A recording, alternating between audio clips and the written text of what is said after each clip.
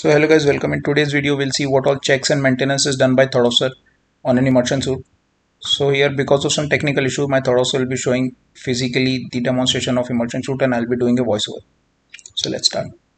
So once you open the bag, the immersion suit should come out easily without getting obstructed anywhere. As you can see in this video how easily it came out, as it would give a nice or good impression in front of any inspector who's inspecting your immersion suit.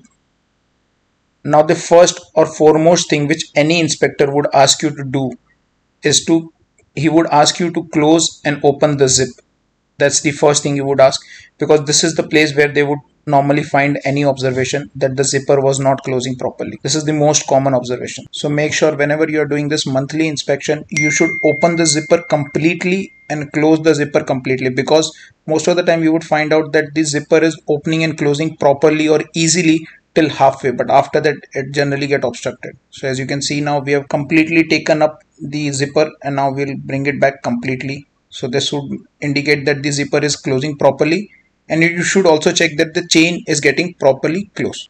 Now it is considered as good practice that whenever you join on board, during your initial monthly check, you bring all your immersion suit in one place, take out a lubricant and put on all the immersion suit's chain, so that at least half of your contract you don't have to worry about lubricating the immersion suit unless they are in really bad conditions. So this is the lubricant which was there from the makers only. So this lubricant, as you can see over here, this is like a lipstick and it's more of a dry lubricant. It's like a wax rather than liquid lubricant. If you do not have this, you can put a Vaseline or a petroleum jelly. Make sure that you do not put too much lubricant, otherwise it would make a stain on this immersion suit. So that's why when you are putting liquid lubricant, you should be really careful, as it can make a stain on this immersion suits if you're putting too much. Now also beside this immersion suit chain, you can see there are small black rubber pieces which are there. That is due to the aging of immersion suit, so you don't have to worry about them, just wipe them off.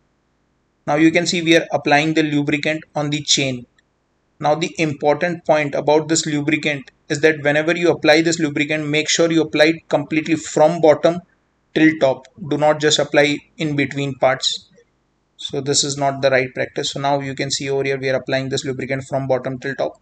Now the next important thing about this lubricant is that after applying this, never leave the lubricant just like that and leave the chain just like that. So make sure after you apply this lubricant completely, you run your chain from bottom till top once or twice, otherwise the lubricant will dry and it will get an adverse effect on your chain. The next thing now we will check is our immersion suit light. So this light is operated through seawater, so that's why with saliva, just small part of saliva you can put on your light and you can check whether it is lighting or not. Then we'll see whistle. Make sure that your whistle is working properly. So once after you have checked all this operating parts, then you can see the donning instructions. So it is also a requirement that donning instruction must be there. They should not fade away. So an inspector would also tell the general condition of immersion suit. As you can see over here, the immersion suit donning instructions are written over here.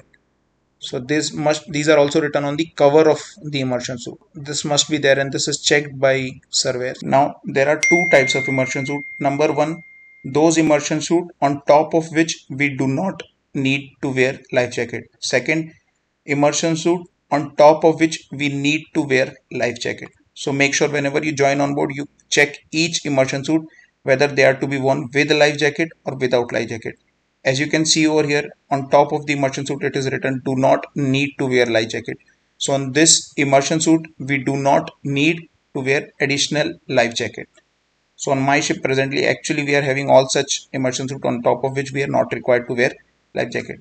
As you can see over here, this is the headrest, or this is the extra headrest which is provided on this immersion suit, and that's why they have cancelled this to wear another life jacket or additional life jacket on top of immersion suit. So make sure you check whenever you join on board whether you are required to wear life jacket or not. Now about its wearing, make sure that whenever you are wearing this immersion suit, remove your shoe cover. As you can see over here in the instruction also they have written remove footwear if possible. So whenever you are wearing, make sure you remove your footwear as it would otherwise damage your immersion suit. Now next we will check RR tapes, or which are also called as retroreflective tapes. These tapes are pasted on immersion suit to make you more visible or to make you more conspicuous in night time.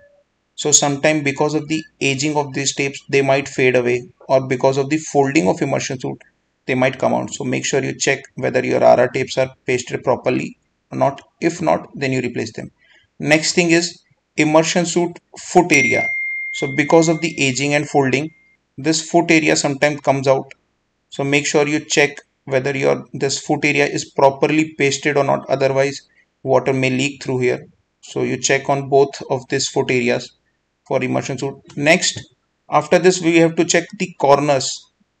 So make sure you check them, because sometimes people don't wear them properly. So they might torn from here, or from the underarm areas. They might get torn because people don't wear them properly. So this is the must checks. Then after, in this finger area, make sure that the rubber, or make sure there is no obstruction around this finger areas, that must be checked. And also check for these ankle straps. Sometimes these ankle straps are broken, so check for them.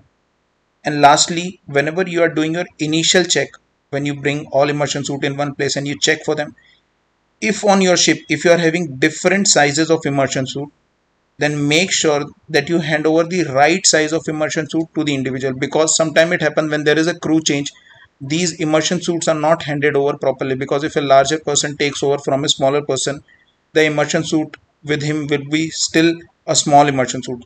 So make sure when you are doing your initial checks, make sure you hand over the right size of immersion suit to the individuals if you are having different sizes of immersion suits on your ship.